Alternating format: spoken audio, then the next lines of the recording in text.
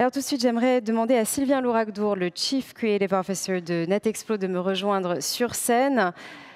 Bonjour Sylvain, bonjour Julia. Bienvenue. Merci. L'Observatoire NetExplo, vous le savez tous, se consacre aux enjeux les plus brûlants du moment, comme aujourd'hui avec la souveraineté numérique. Mais en général, l'Observatoire NetExplo, c'est aussi une captation internationale en temps réel, qui donne d'ailleurs lieu après à des grandes tendances. Est-ce que vous pouvez nous en dire plus ? Oui, tout à fait. Donc, cette captation internationale, c'est un réseau exclusif d'universités, de chercheurs et d'étudiants dans tous les pays du monde, sur tous les continents et dans tous les secteurs. Donc, ça peut être le business, la santé, la culture, absolument tous les secteurs sont représentés. Donc, c'est complètement multidisciplinaire et multiculturel. À partir de ces 2000 innovations par an, nous en retenons 100. Et à partir de ces 100 innovations, nous avons les tendances annuelles NetExplo. Donc, cette année, The New Now. Voilà, c'est la matière première en fait des Global Trends. Oui, c'est la matière première des Global Trends, exactement, qui cette année concerne des problématiques comme par exemple la prévisibilité via la data. C'est comment imaginer notre futur, ou alors les mondes superposés, ou bien aussi les façons de relier les mondes entre eux, par exemple par la traduction, ou bien l'hybridation. Voilà. Et puis aussi, nous traitons des NFT, du quantique et de Mars, donc c'est très très riche et vous allez le découvrir. Et nous avons aussi une IA frugale à 19 neurones, donc ça, je vous laisse découvrir cette IA dans ce documentaire. Avec grand plaisir, nous allons donc explorer le futur ensemble, avec un petit peu comme dans la série Black Mirror, à l'exception que cette fois-ci, bien, toutes les innovations que vous allez voir ici sont réelles. Bon visionnage à tous et rendez-vous à 14 h.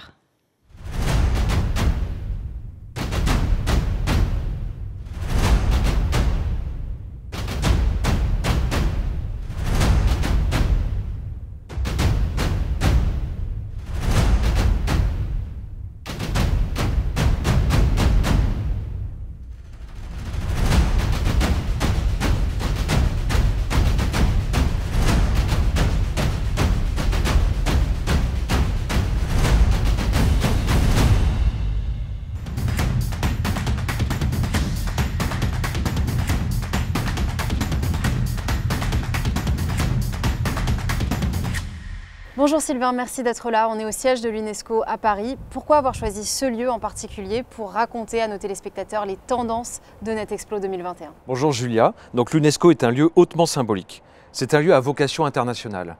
Il est symbole de culture, d'éducation, de savoir. Toute l'année, il organise des initiatives concrètes pour un monde meilleur en faveur de la paix dans le monde. Le point commun entre l'Observatoire NetExplo et l'UNESCO, c'est une certaine vision humaniste de la société. Lorsque l'Observatoire NetExplo capte des innovations sur tous les continents, ce n'est pas du tout la tech pour la tech qui l'intéresse, mais c'est la façon dont la tech va transformer la vie des enfants, des femmes et des hommes du monde entier. Voilà pourquoi l'UNESCO et l'Observatoire NetExplo co-organisent le Forum Innovation depuis 2011. Alors le slogan et la raison d'être de NetExplo, c'est « Making Sense of the Future » et cette année encore, ça a pris une autre résonance. Oui, et d'ailleurs, dans le contexte que nous vivons, on peut même se demander s'il existe encore un futur. Eh bien oui, il existe dans le cerveau des femmes et des hommes que NetExplo est allé capter sur tous les continents en 2020 et 2021. Alors justement, combien d'innovations avez-vous capté cette année encore ? En fait, tous les ans, depuis la création de l'Observatoire NetExplo par Thierry Happ en 2007, ce sont à peu près 2000 innovations qui sont captées sur tous les continents et dans tous les secteurs. La deuxième étape, c'est la sélection parmi ces 2000 innovations par Marcus Godard, qui est VP Intelligence chez NetExplo, de 100 innovations. 100 innovations qui nous paraissent les plus remarquables pour imaginer le monde du futur et comprendre notre monde d'aujourd'hui. Et c'est à partir de ces 100 innovations que nous créons les tendances annuelles NetExplo, tendances que nous allons aujourd'hui explorer. Alors ces tendances cette année justement s'intitulent The New Now. Pourquoi ce titre ? The New Now, pour moi, c'est le nouveau nom du futur.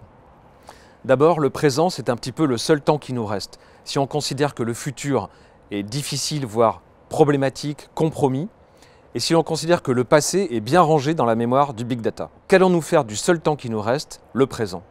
Ensuite, le présent, c'est aussi une attitude qui est d'être là, d'être présent. Une attitude qui implique une certaine responsabilité. Et puis le présent, c'est peut-être un nouveau monde à explorer. Parce que si l'on se passe du modèle prévisibiliste de l'IA, on va peut-être faire plus attention à ce qui se passe autour de nous. Alors ces tendances, elles vont se décliner dans 3 différents épisodes.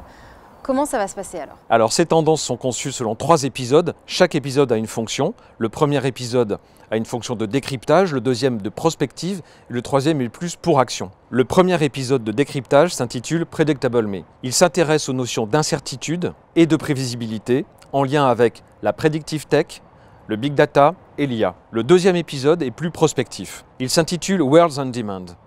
Il s'intéresse à une façon différente de penser notre futur. Non pas un futur unique, tracé par les statistiques, mais un futur en état superposé. Nous allons voir comment nous pouvons penser notre monde en plusieurs mondes superposés. Et le troisième épisode, Hope in Translation, s'occupe de jeter des passerelles entre ces mondes différents, entre des mondes qui peut-être divergent, comme les continents à la surface de la Terre. On peut tisser des liens de différentes façons, avec la traduction, l'inclusion, l'hybridation, mais aussi peut-être la transgression, qui est, selon nous, éventuellement, la meilleure solution pour inventer l'avenir. Alors Sylvain, avant de rentrer dans le vif du sujet, est-ce que vous pouvez nous mettre dans l'ambiance? Alors on va se mettre dans l'ambiance avec 3 citations qui résument, qui racontent un petit peu notre ressenti face à l'état actuel du monde. La première citation est de Shakespeare dans Hamlet, qui nous dit que le temps est sorti de ses gonds. Time is out of joint. La deuxième citation de David Bowie insiste sur l'étrangeté que l'on ressent face à un monde qu'on ne reconnaît plus quand on sort de chez soi. I'm stepping through the door and I'm floating in a most peculiar way and the stars look very different today. Et la troisième citation des Daft Punk est peut-être plus optimiste, c'est une invitation en fait à considérer l'incertitude comme une chance. And there was no preconception of what to do.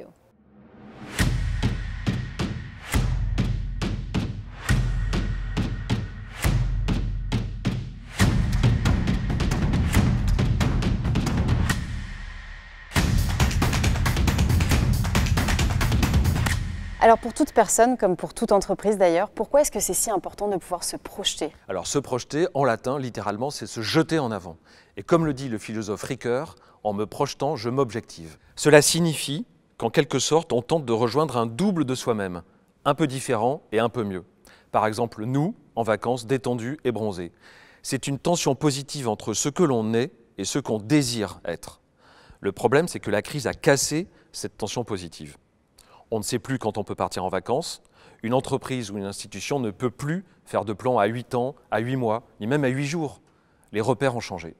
Oui, les repères sont très différents, effectivement. Alors prévoir, c'est aussi une manière de tenter, en tout cas, de maîtriser le futur. Par exemple, Lilia, cette plateforme de congélation d'ovocytes, permet aux femmes de reprendre la main sur leur horloge biologique.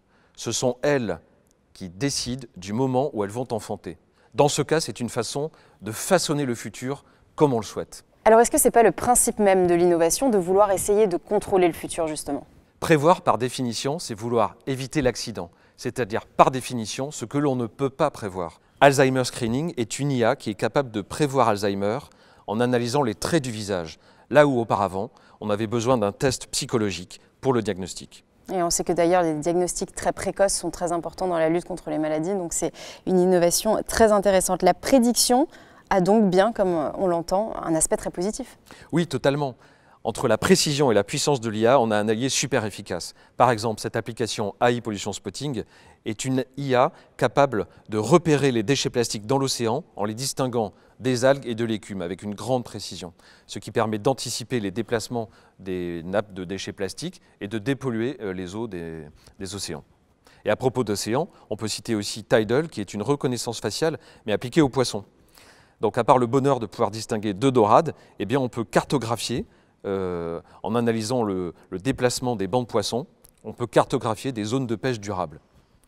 Sur Terre, on a ce robot Buggy qui s'appelle Mineral Plant et qui lui analyse tout ce qui peut concerner une agriculture durable. Le sol, les espèces de plantes, la météo. À partir de ces données-là, eh bien, on révolutionne la culture en ayant des productions avec beaucoup moins d'eau et beaucoup moins d'engrais. Et puis aussi, si on s'intéresse au changement climatique à long terme, donc encore au développement durable, on peut simuler notre adresse sous les eaux. Avec ce moteur de recherche un petit peu particulier, en fait, vous tapez votre adresse et là, vous avez une visualisation de votre rue, de votre jardin, de votre maison totalement submergée. Ce qui peut aider à faire prendre conscience des enjeux. Alors beaucoup de personnes se méfient de l'intelligence artificielle, mais on voit bien avec certains de vos exemples que ça peut vraiment être une alliée. Oui, en fait l'IA a 2 visages. D'un côté, elle a le visage d'un génie, elle est géniale. Prenez Mu0 par exemple, cette IA qui est capable de battre des humains à des jeux de stratégie. Eh bien, elle vient de battre des champions du monde humains à des jeux d'échecs, à des jeux de Go, sans connaître les règles du jeu et sans avoir vu une seule partie auparavant. Ça, c'est complètement fascinant. Les humains sont fascinés. Et ils sont d'autant plus fascinés que l'IA, elle, s'en fiche royalement d'avoir gagné. Non seulement elle s'en fiche, mais elle n'a même pas conscience d'avoir réalisé une prouesse. Et c'est là le deuxième visage de l'IA, sa naïveté totale. Il faut montrer une image de lapin à un enfant pour qu'ensuite il reconnaisse un lapin. Mais une IA doit ingurgiter des milliers d'images de lapins. Et ensuite, en termes de reconnaissance d'image, c'est un festival d'erreurs, une IA. Souvent, on peut lui montrer un écureuil, elle y voit un lave-linge. Alors on vient de parler de la naïveté de l'IA. Un autre problème, bien sûr, ce sont les biais cognitifs qui existent dans l'IA dès sa conception d'ailleurs. Oui, d'ailleurs, une expérience récente à Washington a montré que lorsque vous présentez un portrait de femme à une IA, elle le complète à 53% par un corps en bikini, alors que quand vous montrez un portrait d'homme, eh bien, il est complété à 56% par un corps habillé en costume cravate. Et c'est à ce problème qu'une artiste technologique, qui est aussi ingénieure chez LinkedIn, s'est attaquée en créant le Gender Project, qui recense et qui classe tous les biais sexistes des algorithmes que nous utilisons. C'est cette dualité génie-naïveté qui rend l'IA très troublante. C'est un petit peu comme un extraterrestre super intelligent qui débarque sur Terre et qui s'adresse à une bouche à incendie. En fait, il faut tout lui expliquer. Alors évidemment, ça pose des problèmes quand on donne à l'IA des missions qui sont délicates, avec des conséquences souvent dangereuses. Oui, et là on peut penser à l'échec de cette IA qui, dans un service d'oncologie, était chargé de prescrire des traitements à des malades atteints du cancer. Eh bien, elle a failli mettre en péril la vie des patients. Dans un tout autre domaine, dans le domaine militaire, on peut penser à Pride, cette innovation du département de la défense des États-Unis, qui en fait vise à prédire les émotions de l'ennemi et ainsi fournir des éléments de décision aux états-majors pour des décisions capitales d'ordre militaire. Mais à la fin, est-ce que la décision revient à l'humain?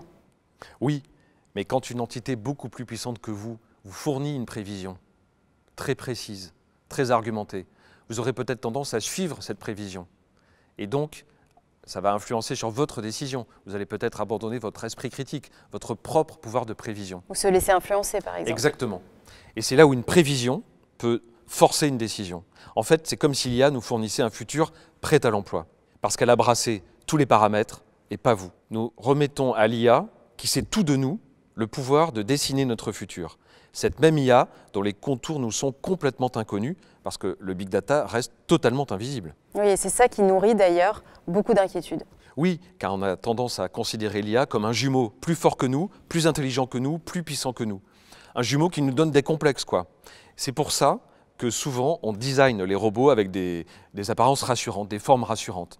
Prenez Bolly, c'est une boule, un robot en forme de boule, une sorte de mix entre un animal de compagnie et un assistant personnel. Alors il roule de pièce en pièce, un peu comme le BB-8 de Star Wars, en commandant aux autres appareils de la maison et en prévenant vos désirs. Le café, l'ouverture des volets, la musique, etc., selon votre humeur, puisqu'il est équipé de reconnaissance faciale, bien évidemment.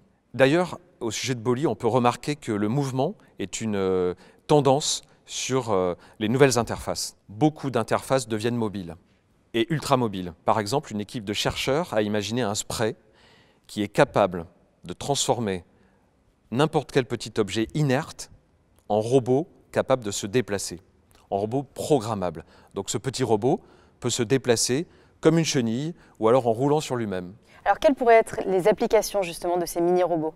Par exemple, ce petit robot peut apporter un médicament à l'endroit précis du corps où il doit le déposer. Et comme le spray est biodégradable, eh bien le robot se dissout dans votre corps. Donc si je comprends bien, l'IA peut prendre toutes les formes et pas que celles du cerveau humain. Oui, exactement. D'ailleurs, c'est peut-être de là que viennent tous les problèmes. Regardez cette équipe de chercheurs autrichiens. Ils ne se sont pas inspirés du cerveau humain et ses milliards de neurones. Ils se sont inspirés du cerveau d'un petit ver rond. 19 neurones. Et avec 19 neurones, ils ont pu piloter une voiture autonome. Alors ça, c'est vraiment un bel exemple d'IA frugale. Donc le but serait de pouvoir dépasser cette battle entre l'humain et l'IA, une battle dont on entend tant parler aujourd'hui. Oui, exactement. Alors c'est une battle parfaite pour les livres, les séries, les romans, mais elle est très contre-productive pour penser l'intelligence artificielle. En fait, 3 biais rendent cette comparaison complètement stérile, selon moi. Le premier biais, on s'intéresse à l'intelligence, qui est une des composantes, mais pas la seule composante. Est-ce qu'on parle par exemple de volonté artificielle, d'intuition artificielle, d'esprit critique artificiel? Alors quel serait le deuxième biais? Le deuxième biais, c'est qu'on joue à se faire peur. On place l'humain et la machine sur un terrain de jeu humain, comme les échecs par exemple. Mais est-ce qu'il nous viendrait à l'esprit de nous jeter du haut d'une falaise avec une mouette pour savoir qui vole le mieux des deux? Non. Bien l'IA, c'est pareil. On le sait qu'elle calcule plus vite que nous, voilà. Et le troisième biais, c'est le mot intelligence lui-même. Je pense que c'est un terme galvaudé qui empêche de vraiment penser cette chose. J'ai l'impression qu'on utilise le mot intelligence par paresse, par anthropomorphisme facile. Alors est-ce qu'il ne faudrait pas renommer l'intelligence artificielle? Oui, pourquoi pas? Alors, sans vouloir révolutionner le monde, on peut tenter de renommer l'intelligence artificielle, car le mot est un peu usé et surtout empêche de penser cette notion. On pourrait proposer algorithme interactif, en gardant les initiales A et I, pour éviter qu'on soit tous perdus. Un algorithme interactif, ça pourrait être un algorithme qui interagit sans cesse avec les données dont il est nourri. Un exemple, Give Directly Togo, qui est un algorithme qui permet d'adresser directement les plus démunis, de leur fournir une aide ciblée à partir de la simple analyse de données de consommation téléphonique.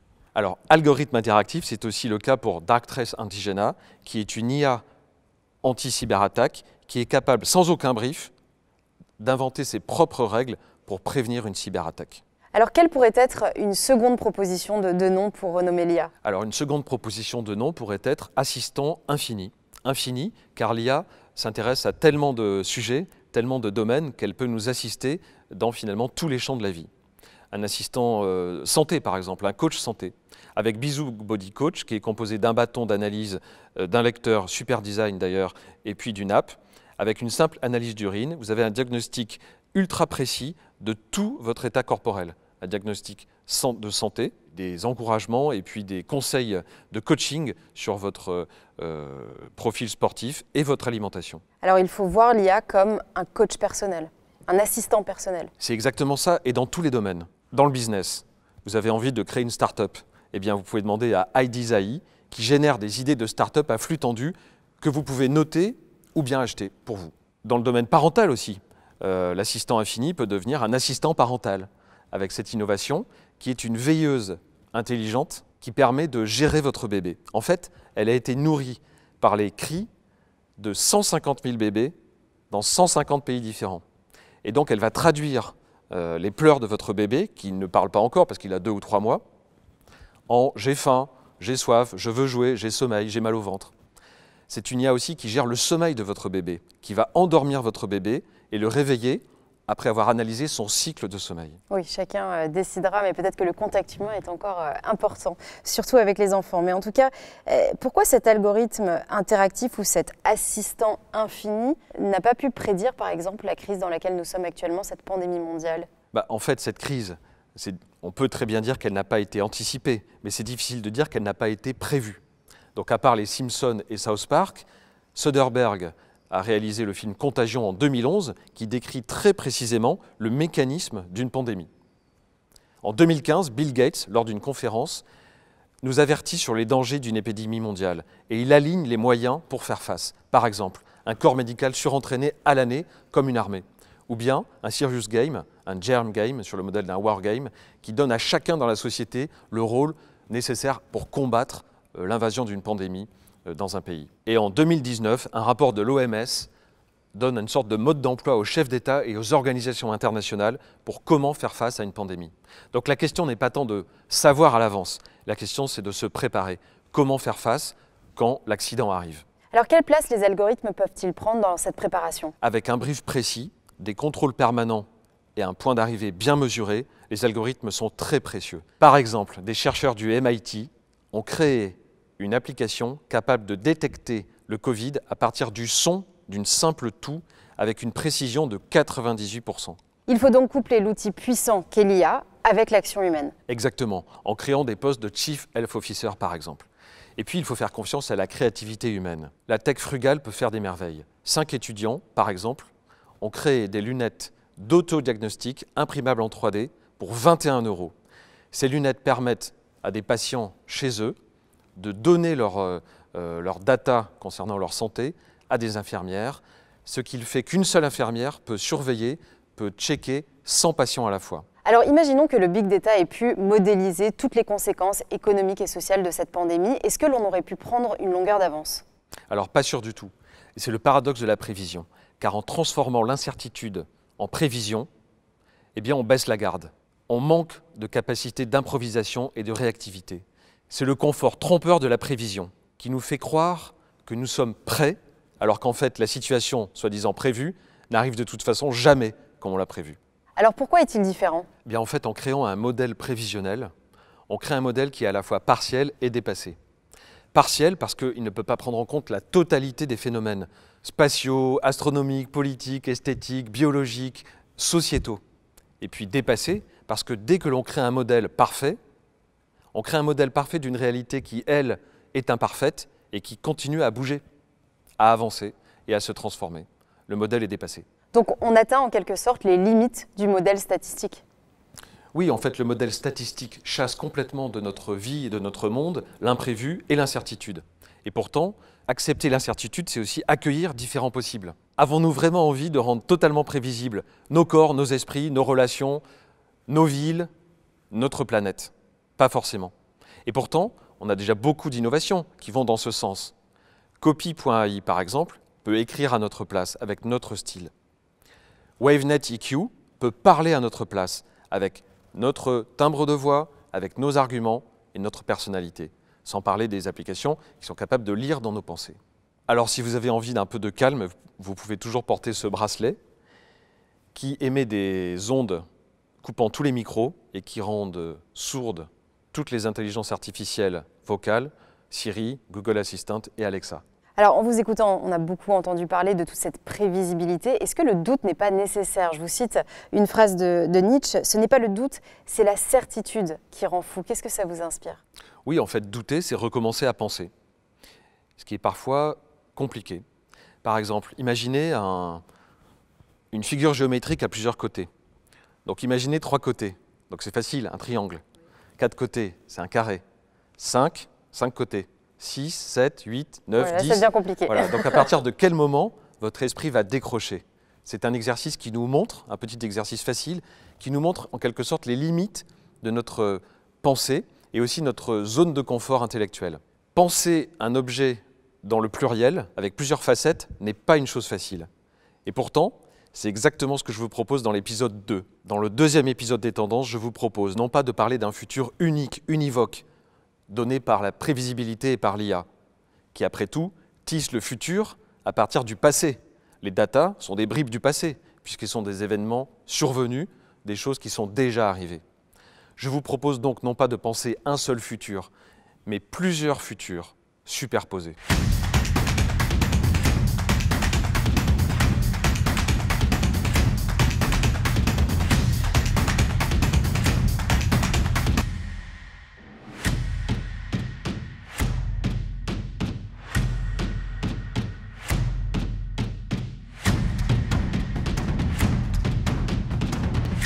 La crise sanitaire a accéléré le basculement de nos vies dans un monde d'écran. Est-ce que ce n'est pas un contexte favorable pour la création de mondes superposés? Oui, alors l'écran agit comme un puissant système compensatoire à la distanciation sociale et à la distanciation physique. Toutes les études ont montré que durant le premier confinement, les temps d'écran se sont allongés. Et finalement, on peut passer une journée en se levant le matin et en se couchant le soir, de temps d'écran en temps d'écran. Sur l'écran, on peut absolument tout faire. Faire son marché, faire ses courses, aimer, travailler, s'éduquer, se distraire. Sans compter tous les pans de la population qui se sont mis au temps d'écran. C'est comme si le monde avait basculé dans l'écran, y compris des populations qui auparavant n'en avaient pas un usage démesuré. Par exemple, les seniors. La grande différence avec le monde physique, c'est que notre identité est totalement fragmentée. Nous n'allons pas poster la même photo de nous sur Tinder ou sur LinkedIn. Nous nous adaptons à chaque usage. En 1999, David Bowie, dans une interview à la BBC, explique comment Internet démontre qu'on est dans une fragmentation totale. Alors justement, sur les écrans et notamment sur les réseaux sociaux, on est en constante représentation et on joue différents personnages. Oui, par la force des choses, parce que par un écran, on passe par une image de nous-mêmes, une représentation de nous-mêmes. Et donc, on joue avec cette image, on la modifie, on la perfectionne.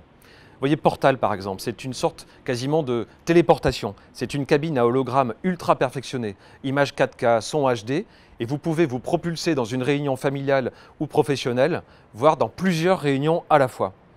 Pour les enfants, Lego lance Vidio, qui est un réseau social dans lequel les enfants peuvent composer leur apparence, leur décor, tourner des clips.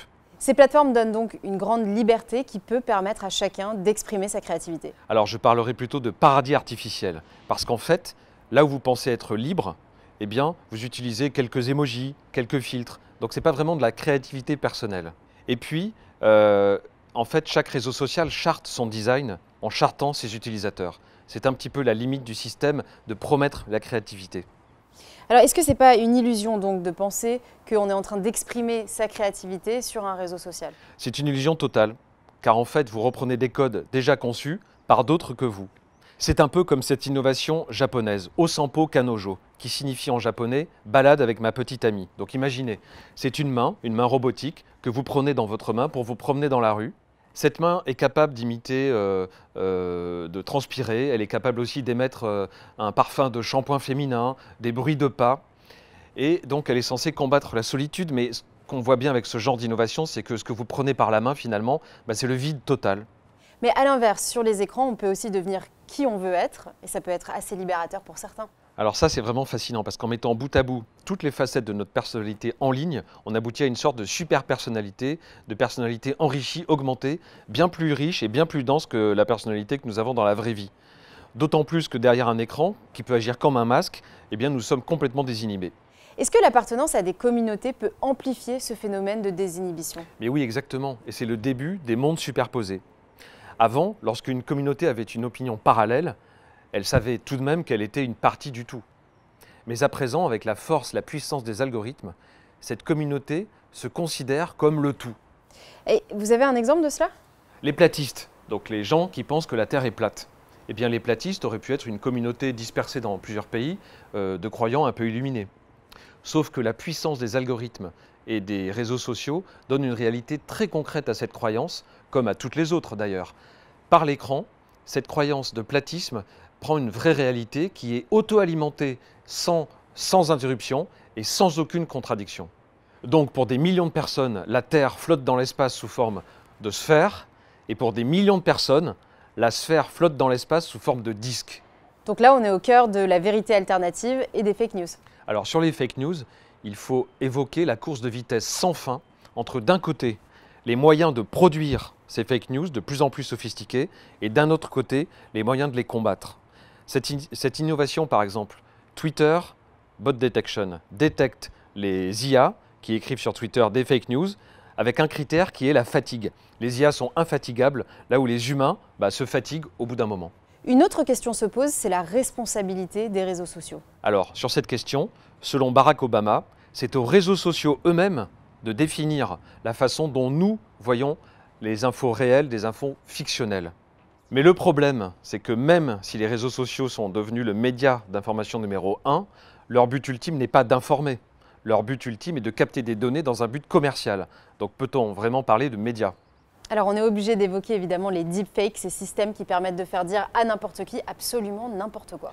Alors c'est ce qui est effrayant et à la fois fascinant dans les deepfakes, c'est que ce sont des vidéos avec des trucages complètement invisibles à l'œil humain en tout cas.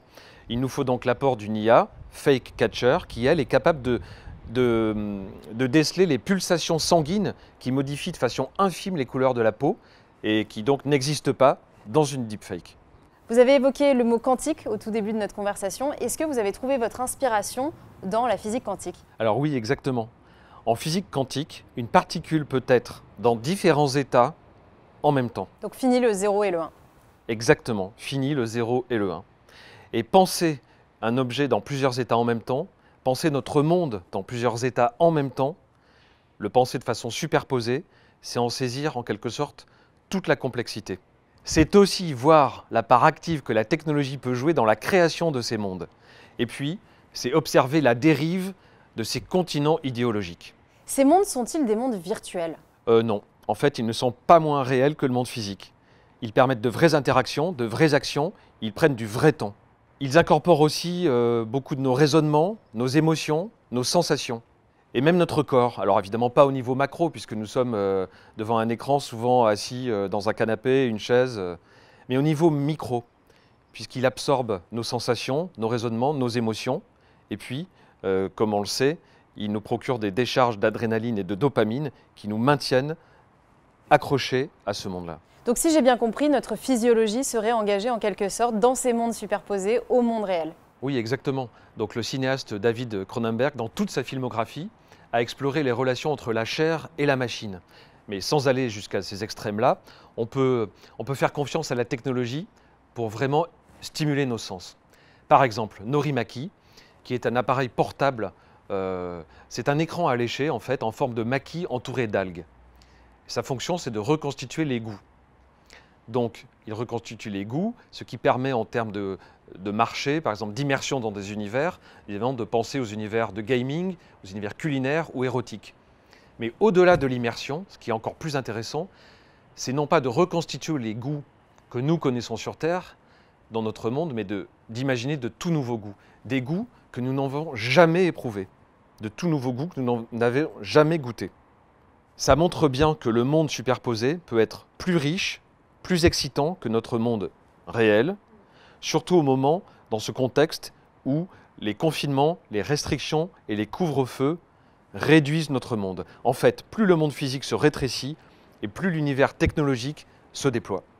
Alors la division d'Internet en plusieurs mondes a été conceptualisée, ça s'appelle le Splinternet. Qu'est-ce que c'est exactement? Alors le Splinternet, en fait, c'est comme si Internet était coupé en morceaux selon les pays.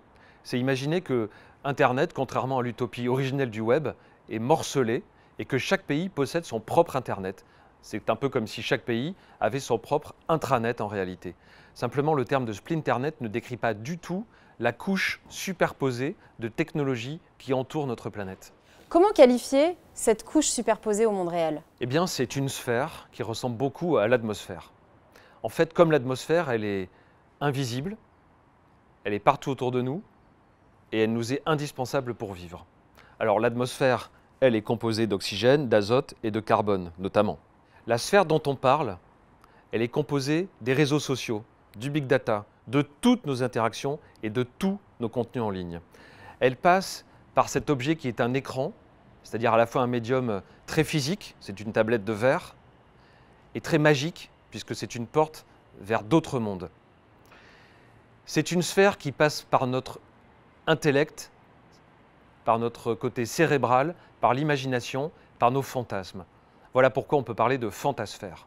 Comment ces mondes superposés peuvent-ils naître? En fait, les mondes superposés de la fantasphère les plus aboutis en termes d'intégration actuellement sont les jeux vidéo. Alors pourquoi? Parce qu'ils sont régis par des règles. Ils disposent de maps, des décors, de skins, d'apparence. Prenez Fortnite par exemple. C'est un jeu vidéo avec des décors, des personnages, des actions qui sont différentes de celles du monde physique, qui vont au-delà de celles du monde physique, donc qui ouvrent d'autres perspectives. En ajoutant des fonctionnalités à Fortnite qui n'est qu'un jeu, on en fait un réseau social et c'est ce qui est en train d'arriver avec les fonctions de messagerie, d'événements, de bandes-annonces. Si on pousse les curseurs encore plus loin, on fait de Fortnite non plus un jeu, non plus un espace social, mais un Internet à part entière, en ajoutant par exemple des fonctions d'achat. Avec des fonctionnalités plus élaborées et plus poussées, Fortnite deviendrait donc un Internet à part entière autosuffisant, deviendrait l'Internet des 9-15 ans. Dès lors, pourquoi ne pas envisager des Internets par génération ou alors par genre? Mais alors là, on a l'impression d'être un peu dans des mondes à la demande, comme dans une série, comme dans Westworld par exemple, où il y a des règles, des propres personnages, des univers très particuliers.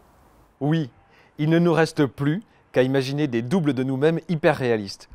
En Chine, le premier présentateur virtuel, c'est un avatar 3D hyper perfectionné, présente les news. Et la société Epic Games, encore elle, qui a donc initié Fortnite, vient de lancer un générateur d'êtres humains numériques. Des êtres humains numériques que vous pouvez composer en quelques minutes en choisissant tous les détails anatomiques jusqu'à la forme de chaque dent. Grâce à une IA, vous pouvez aussi composer un clone de vous-même sans aucune image vidéo, simplement à partir du code qui est capable de parler à une caméra. Donc là, on peut parler d'un double de vous-même prêt à être propulsé dans la fantasphère. Nous parlions des jeux vidéo comme origine des mondes superposés. Eh bien, nous observons déjà les prémices d'une certaine hybridation entre des jeux vidéo et des enjeux qui n'ont pas de rapport avec le jeu à proprement parler. Par exemple, Minecraft est le jeu le plus vendu au monde. Eh bien, l'organisation Reporters sans frontières, donc cette ONG, contourne la censure des systèmes autoritaires en créant au sein de Minecraft une bibliothèque avec des millions de briques Minecraft. Et dans cette bibliothèque, on peut y trouver des articles censurés par les régimes autoritaires, écrits par des journalistes qui ont été emprisonnés, exilés, voire tués. C'est une façon de reconstituer la liberté de la presse dans un univers qui n'est non pas virtuel, comme on le dit souvent, mais superposé au nôtre. Dans la série Westworld dont vous parliez, on retient surtout l'univers du Far West. Mais en fait, ce sont 6 univers qui sont proposés aux visiteurs par la société maison-mère Delos. Et ce qui est très frappant dans ces 6 univers, c'est que l'IA nous propose de se propulser non pas dans le futur, mais dans le passé. Et ça, c'est un pied de nez aux univers futuristes auxquels on a l'habitude de penser, Blade Runner et autres. C'est-à-dire que là, nous nous tournons vers le passé dans cette série. Donc un des mondes superposés pourrait être créé sur un monde du passé. Exactement. Imaginez, nous ne sommes plus à l'UNESCO, nous sommes à Babylone au 6e siècle avant Jésus-Christ. Et c'est une IA qui joue le rôle de la machine à remonter dans le temps. En fait, cette IA est capable de déchiffrer des tablettes d'argile fissurées, tablettes d'argile qui décrivent tout un système social, politique, économique d'une civilisation perdue.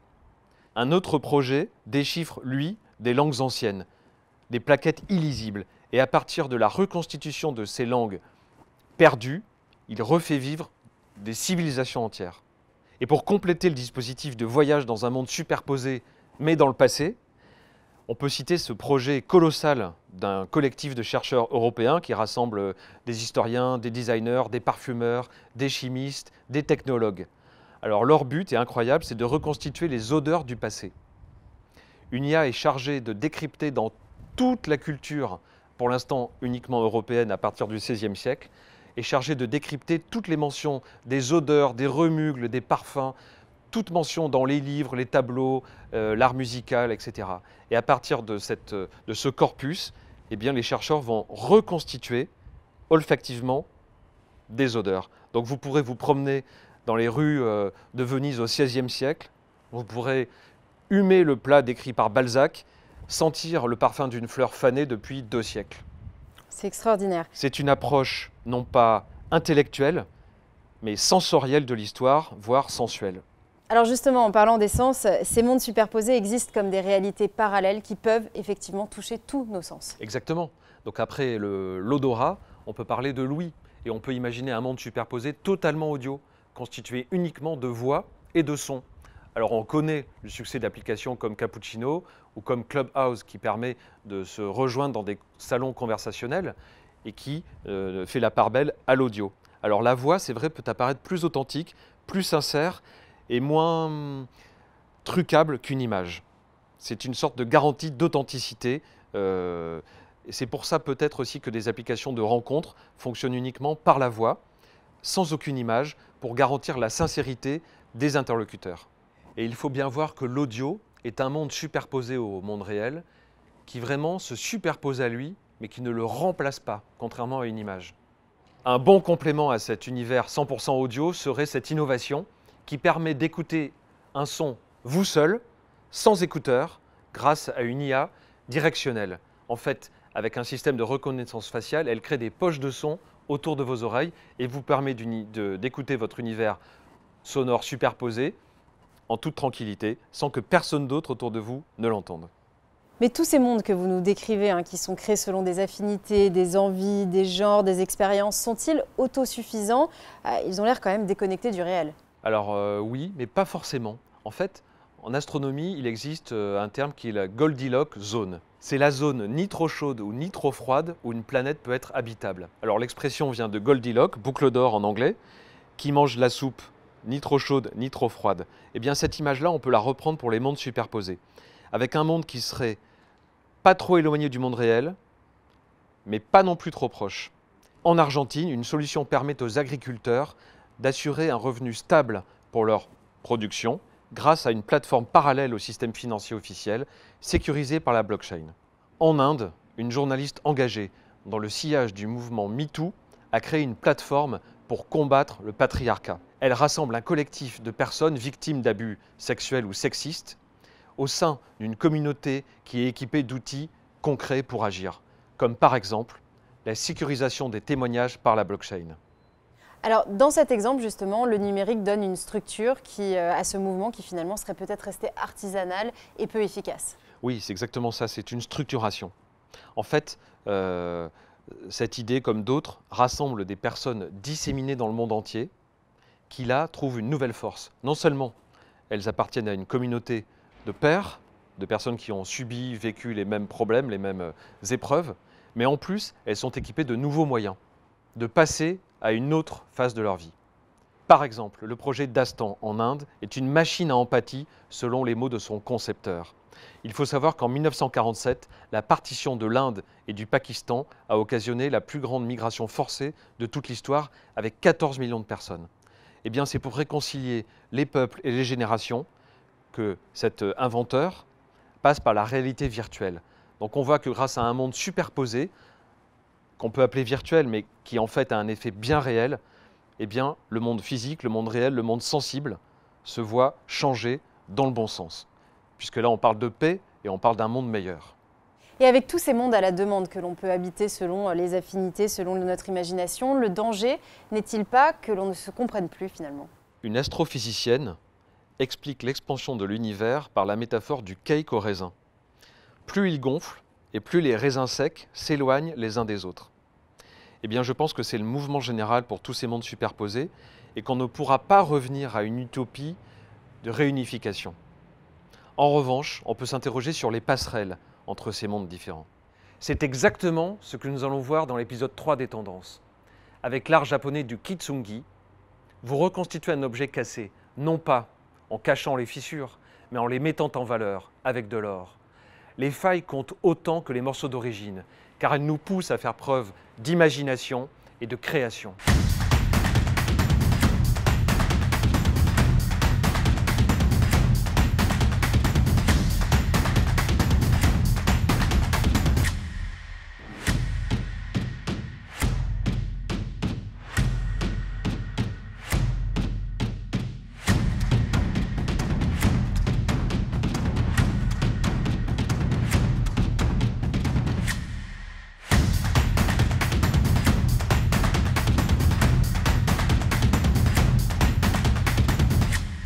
Par quels moyens pouvons-nous tisser des liens entre des mondes qui s'éloignent les uns des autres? Alors, entre des mondes qui s'éloignent les uns des autres, on peut imaginer plusieurs façons de tisser des liens. Le premier, c'est de forger une culture commune, avec des événements, des valeurs qui ne sont pas relatives, qui forment un socle stable.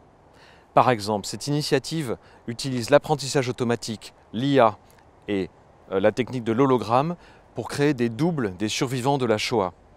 Ainsi, vous pourrez leur parler les yeux dans les yeux et ils pourront répondre à toutes vos questions. Alors, un des problèmes de la mémoire en ligne, c'est justement qu'elle peut se fragmenter, elle peut aussi se perdre et s'oublier. Comment réactiver, notamment, vous l'avez dit, les événements, mais aussi les dates, les mouvements qui composent justement cette histoire commune? Sur Wikipédia, par exemple, il faut des mises à jour fréquentes et précises pour que l'outil soit encore un socle commun de connaissances. Eh bien, des chercheurs ont mis au point un robot qui fait les mises à jour automatiquement, nous garantissant ainsi un socle commun de connaissances. Et puis, établir des liens par une mise en commun nécessite de passer outre des cloisons dès le début, by design. Prenez l'exemple de l'automobile autonome. On pourrait penser que ce sont des plateformes fermées qui finalement vont régir ce système. Eh bien, un groupement s'est mis en tête de donner accès en open source à tous les chercheurs une plateforme dédiée aux véhicules autonomes. Donc la notion de partage semble essentielle et dans ce cadre-là, les données vont jouer un rôle crucial. Exactement, mais pas n'importe quelle donnée. Par exemple, la fondatrice de Data for Black Lives, lorsqu'elle dit « abolish big data », part du principe que le big data est perverti en quelque sorte par des biais. Par exemple, des biais racistes qui influencent la police prédictive. Et donc elle se bat pour l'accessibilité des données, pour que les personnes qui en ont vraiment la nécessité pour leur vie, pour leur combat, y aient accès. Les données peuvent être mises en commun, mais aussi des éléments de calcul et de réflexion. Par exemple, vous êtes un scientifique et pour mener vos recherches, vous n'avez pas de labo de recherche. Eh bien avec Strateos, vous avez accès à un labo dernier cri, ouvert 24/24 et 7 jours sur 7 dans le cloud. Alors le problème, c'est que ces outils ne sont pas accessibles au grand public, justement, ces outils de décision pour mener des projets. Alors, est-ce que vous connaissez GPT-3 ? Alors c'est le plus puissant modèle de langage artificiel, je crois. Oui, exactement, avec 175 milliards de paramètres, dont la licence est acquise par Microsoft en 2020. Eh bien, un collectif de hackers positif en quelque sorte, s'est mis en tête de créer un jumeau, un double de cette intelligence artificielle, considérant que une intelligence aussi puissante devait être à la portée de tous les chercheurs du monde. Donc ils ont créé une intelligence jumelle qui s'appelle GPT-NEO et qui est vraiment un double numérique de cette intelligence avec les mêmes capacités mais mise en open source. Oui, l'open source c'est absolument primordial parce que justement ça permet de relier déjà les idées et ça c'est le socle d'un projet. Exactement. En 1995, Steve Jobs disait que finalement les personnes créatives étaient des personnes qui étaient capables de relier des choses entre elles et que, à l'inverse, les personnes non créatives ne pouvaient pas relier des choses en elles. Pas par manque de capacité de relier des choses, mais par faute d'expérience vécue. C'est-à-dire qu'elles n'avaient pas assez de choses à relier entre elles. Et voilà pourquoi ces personnes qui n'ont pas assez d'expérience vécue, finalement, passent par des méthodes linéaires et très convenues, comme du brainstorming ou bien du design thinking. Après, bien sûr, il faut passer des idées aux actes.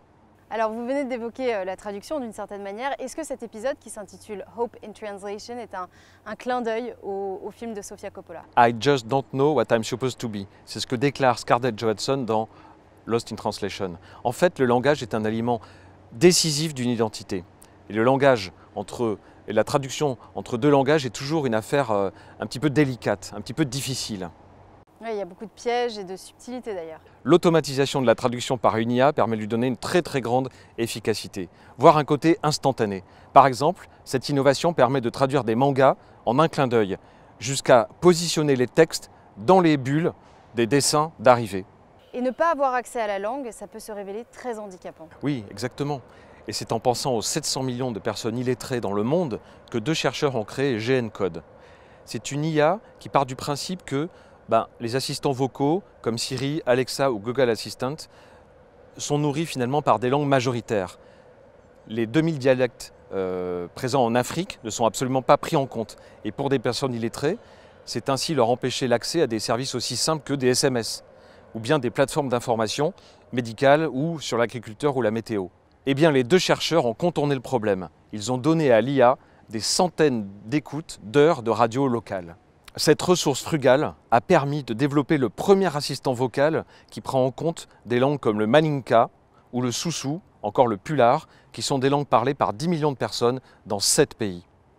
Maîtriser le langage est donc un moyen crucial pour habiter le monde, mais aussi pour se faire connaître. À cet égard, on peut citer cette IA qui traduit les mots en langage des signes, ce qui permet aux personnes malentendantes d'être complètement à l'aise dans une situation délicate, comme par exemple un entretien d'embauche ou bien une consultation médicale. Alors ça veut dire que la traduction agit là comme un soin médical. Et encore au-delà, la translatech devient la translacare, c'est-à-dire un système qui prend soin de vous. Avec ce système, on arrive à donner vraiment le sens premier à lire dans vos pensées. C'est une IA qui déchiffre les mots qui habitent votre esprit et qui donc ouvre des portes en termes de thérapie à des patients, par exemple atteints du syndrome d'enfermement. Donc on traduit non pas 2 langages entre eux, mais des pensées en langage. Exactement. Une innovation permet même de lire dans les pensées d'un patient atteint de schizophrénie. Comme vous le savez, des voix habitent le cerveau des personnes schizophrènes et les persécutent en quelque sorte. Eh bien, cette modélisation permet d'exprimer le démon que personne ne voit à part le patient en avatar 3D, manipulé par le thérapeute. Cette créature peut s'adresser au patient et lui faire reprendre confiance en lui. C'est une façon incroyable de traduire un élément qui se trouve dans le cerveau de quelqu'un et qui, par définition, auparavant était totalement inaccessible à l'équipe médicale et à la famille du patient. Et on peut aussi traduire la lumière en son, par exemple. Lorsque nous parlons, d'infimes vibrations font varier la luminosité. Donc dans une pièce éclairée par une ampoule, il suffit de braquer le télescope de cette innovation pour étudier les vibrations de cette lumière et en déduire les conversations qui se tiennent dans cette pièce ou bien les musiques qui sont jouées. C'est vraiment une trouvaille pour James Bond. Alors après la traduction, quelle autre passerelle est-ce qu'on peut justement jeter entre ces mondes? Une autre passerelle peut être l'inclusion, comme avec cette application qui permet de savoir si vos placements financiers sont compatibles avec vos convictions. par exemple en termes de droits de l'homme ou bien en termes de développement durable. Donc cette application reconnaît si vos placements sont compatibles et puis sinon peut corriger le tir en vous proposant des investissements qui eux le sont. Alors préparer demain, c'est effectivement créer de nouveaux modèles, qu'ils soient plus inclusifs, mais aussi qui permettent de donner de nouveaux moyens au niveau local. Oui, exactement, comme au Népal par exemple. Eh bien, c'est une plateforme réservée aux femmes qui sont propriétaires d'exploitations agricoles, qui bénéficient de microfinancement via cette app qui, par des SMS, sécurise leurs achats, leurs investissements et ainsi donne à des acteurs, des actrices locales les moyens de vraiment donner du sens et une vraie vie économique à un territoire. De même, au Bénin, c'est une initiative frugale qui permet à une profession bien spécifique, les mototaxis, de bénéficier d'une caisse numérique commune qui leur permet d'accéder à des services de sécurité sociale. Alors l'inclusion, on en parle souvent, mais on parle moins souvent de l'inclusion environnementale. Quelle importance? Inclure les plantes et les animaux dans l'innovation, c'est souvent mieux les connaître et peut-être parfois mieux les respecter. Par exemple, c'est en utilisant des algues que vous pourrez vous passer d'emballage plastique. Le plastique qui met des centaines d'années à disparaître, alors que les algues, elles, sous forme de ces emballages, sont même comestibles. Et pour l'alimentation elle-même, quand on observe vraiment la nature de près, qu'on voit les millions de plantes, les milliards de composants qu'elles abritent, on se demande pourquoi on utilise encore des additifs synthétiques. C'est tout l'objet de cette start-up qui réalise, grâce à une IA, des aliments à base de recettes ancestrales indiennes et puis de végétaux totalement organiques. Alors observer la nature, c'est ce que l'homme fait depuis tous les temps pour justement s'en inspirer et créer de nouvelles innovations. C'est ce qu'on appelle le biomimétisme. Le biomimétisme est la première étape vers l'hybridation, une autre façon de relier les mondes entre eux. Par exemple, ce robot à 6 pattes, qui est inspiré de la fourmi du désert, est capable d'avoir une navigation totalement précise dans un désert sans aucun GPS. Par exemple, cette puce est capable d'imiter les pulsations électriques d'un neurone capable de stimuler le rythme cardiaque. Et là, on est vraiment dans un exemple d'organisme, on va dire hybride, mi-organique, mi-robotique. Oui, exactement comme cette méduse que l'on transforme en cyborg. En fait, un implant électrique la fait nager 3 fois plus vite, en lui faisant contracter son corps de façon beaucoup plus fréquente. Selon les chercheurs, c'est un moyen d'explorer les fonds marins avec un animal, donc c'est beaucoup moins intrusif qu'un sous-marin par exemple. Oui, mais est-ce que ça ne pose pas des questions éthiques de venir transformer un animal en un semi-robot? Alors oui, ça pose des questions éthiques, d'autant plus que l'objectif ultime de cette méduse transformée est de pouvoir la téléguider pour cartographier des zones inexplorées jusqu'alors. Pour l'aspect éthique, les chercheurs affirment que la méduse n'a pas le système nerveux qui lui ferait ressentir la souffrance et en cas de stress, une méduse émet une sorte de mucus que les chercheurs n'ont pas observé sur cette expérimentation. Alors cette passerelle que vous décrivez, l'hybridation, elle concerne le règne animal mais aussi le règne végétal. Oui, imaginez, vous êtes le soir, la nuit tombe et au lieu d'allumer une lampe de bureau, vous allumez un ficus. Avec Glowing Plants, des plantes d'intérieur sont éclairées, les feuilles, les fleurs s'illuminent. En fait, c'est un peu comme le film de Miyazaki, Nausicaa ou La vallée du vent, où l'héroïne recueille des spores de champignons luminescents pour s'en servir, elle, dans une autre expérimentation. Eh bien, les chercheurs ont opéré de la même façon, en hybridant des champignons luminescents avec des plantes. On pourrait même imaginer, à grande échelle, que des arbres illuminent une ville, remplaçant les lampadaires. C'est presque paradoxal qu'on ait des plantes comme ça qui, du coup, se nourrissent de lumière, mais qui en produisent également. Oui, exactement. Et c'est vrai que c'est un joli paradoxe que des plantes se nourrissant de lumière puissent en produire. D'ailleurs, à ce sujet, une autre expérimentation a eu lieu aux Philippines. C'est un étudiant qui s'est aperçu, en étudiant les aurores boréales, que des particules, par exemple émanant de fruits et légumes en décomposition, des particules luminescentes, eh bien, pouvaient produire de la lumière quand elles étaient captées. Donc il a extrait ces particules luminescentes, les a comprimées dans des plaques de verre pour équiper des bâtiments. Et ainsi, ces particules recueillent les UV pour produire de la lumière. Alors, est-ce qu'en rapprochant les organismes et la tech, on ne pourrait pas considérer créer une nouvelle espèce? On peut même créer un robot comestible. Ses ingrédients sont de la gélatine, de l'acide citrique et du glycérol pour lui donner de la douceur. Ça n'a pas l'air très appétissant malgré tout, mais à quoi ça sert un robot comestible? Alors un robot comestible, par exemple, peut être déposé dans la nature pour remplir une certaine mission et puis ensuite se décomposer comme une feuille morte sans abîmer la nature. Alors quelle mission? Il peut prendre par exemple des allures de proie aux yeux d'un animal sauvage pour lui administrer un médicament, ce qui évite de sédater, de capturer l'animal sauvage. Il reste tout à fait vivant, éveillé dans son milieu naturel. Donc vous voulez dire que ce serait comme une nouvelle espèce sur Terre? Ce robot comestible, non, mais une équipe a créé une toute nouvelle espèce sur Terre. C'est une machine vivante, le premier organisme programmable. Des chercheurs ont prélevé des cellules de grenouilles, puis les ont incubées. Parallèlement, ils ont briefé un algorithme, une IA, pour designer ce nouvel être vivant, en lui demandant de designer sa forme et puis aussi ses fonctionnalités. Par exemple, comment se déplacer en milieu aquatique, ou alors la puissance de ses muscles. Ensuite, les cellules ont été assemblées selon le design conçu par l'IA, et puis cet organisme s'est développé. Et le résultat, c'est ce petit organisme de 1 mm totalement autonome. Donc il est né, il est apparu, et à présent on observe son comportement. Comment se comporte-t-il? Alors on sait déjà qu'il est capable de se soigner, de se réparer lui-même. On l'a coupé en deux, il s'est reconstitué. Il est capable de se déplacer de façon individuelle, ce qui pourrait le conduire à nettoyer des artères éventuellement. Il est capable de se déplacer de façon collective, en groupe.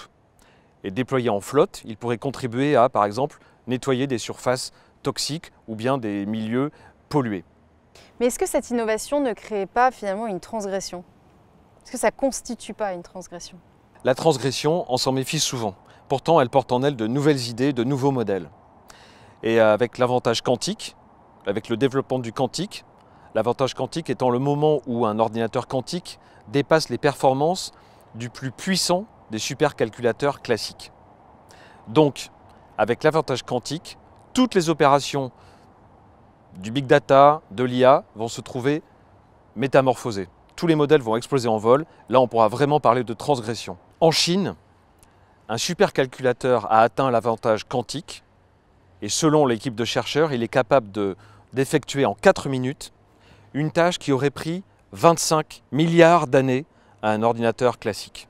Imaginez les conséquences de la combinaison de la puissance quantique avec une problématique, par exemple la biologie. Tout récemment, une équipe de chercheurs français a mis au point un ADN qui n'appartient à personne. C'est un ADN humain totalement fabriqué. Donc imaginez la collaboration entre la puissance quantique et une telle problématique. Voilà, là c'est vraiment de la science-fiction, là c'est vraiment l'ouverture des possibles. L'infinie puissance de l'infiniment petit n'a pas fini de bouleverser nos repères. Le quantique, par rapport au digital, c'est un petit peu l'armure de Tony Stark qui le transforme en Iron Man. Et c'est une très bonne analogie. En même temps, quand on vous écoute, on se rend compte que dans beaucoup de secteurs, si on couple l'intelligence et l'imagination humaine avec la technologie, eh bien, il y a tout simplement plus de frontières. Plus de frontières, plus de limites. L'exemple des NFT, les tokens non fongibles, nous le prouve très très bien. Dans l'actualité récente, nous avons vu des gifs de chats valoir des millions d'euros, des petits lapins colorés valoir des milliards de dollars, etc. En fait, le NFT, c'est vraiment une réalisation 100% fantasphère. La fantasphère dont nous parlions à l'épisode précédent. Comme dans le monde réel, nous avons la Joconde, et bien là, nous avons des NFT, c'est-à-dire des œuvres d'art qui peuvent atteindre des valeurs faramineuses par la seule puissance du marché, mais aussi de l'imagination, dans un monde qui n'est plus le monde sensible, qui est vraiment le monde de la fantasphère. Alors Sylvain, vous parlez de la Terre, mais au-delà de la fantasphère, il y a aussi évidemment l'exploration spatiale. L'exploration spatiale est un domaine très intéressant puisque c'est à la fois un domaine très concret. Par exemple, en 2020, 50 planètes ont été découvertes en dehors de notre système solaire grâce à une IA. Donc un domaine très concret, très tangible. Et puis aussi, c'est un support puissant à l'imagination. L'imagination, pas seulement des auteurs de BD ou de séries, mais l'imagination pour les scientifiques, pour les chercheurs qui font de Mars une sorte de miroir de la Terre. Comment expérimenter des éléments d'habitat, de nourriture, de développement durable sur Mars, qui conditionnent notre survie en milieu confiné, pour mieux pouvoir les exporter sur Terre. La NASA a imaginé un poste complètement incroyable. C'est vraiment les Men in Black, Planetary Protection Officer. Sa mission, c'est de faire respecter l'article 9 du Code d'exploration spatiale. Article qui stipule qu'aucun monde ne doit être abîmé au cours de l'exploration spatiale. Ni le nôtre, ni les autres. Bon, évidemment, on ne parle pas actuellement d'extraterrestres. Mais toute forme de vie, si petite, microscopique soit-elle, c'est un alien, c'est un extraterrestre. Donc les mondes ne doivent pas être contaminés entre eux.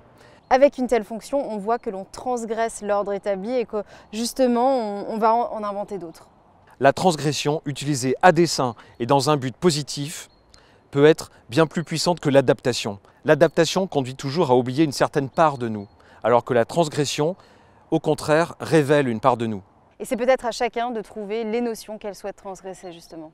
Oui, exactement, c'est à chacun de transgresser ses propres tabous, ses propres règles, pour pouvoir avancer, sortir de ses contraintes, de ses habitudes et passer à un cap supérieur en termes de création et d'imagination. Le cachalot, sa respiration est volontaire, donc lorsqu'il dort, les deux hémisphères de son cerveau restent en éveil de façon alternée, pour qu'il puisse remonter à la surface afin de respirer, sinon il meurt. Faisons comme lui. Ne nous endormons jamais totalement et gardons toujours une parcelle de notre esprit enflammée. Voilà, je crois que ce sera le mot de la fin. Soyez donc un cachalot. Je vous remercie beaucoup Sylvain Louradour de nous avoir exposé donc les tendances NetExplo 2021 dans ce lieu magnifique qui est donc le siège de l'UNESCO à Paris. Merci infiniment.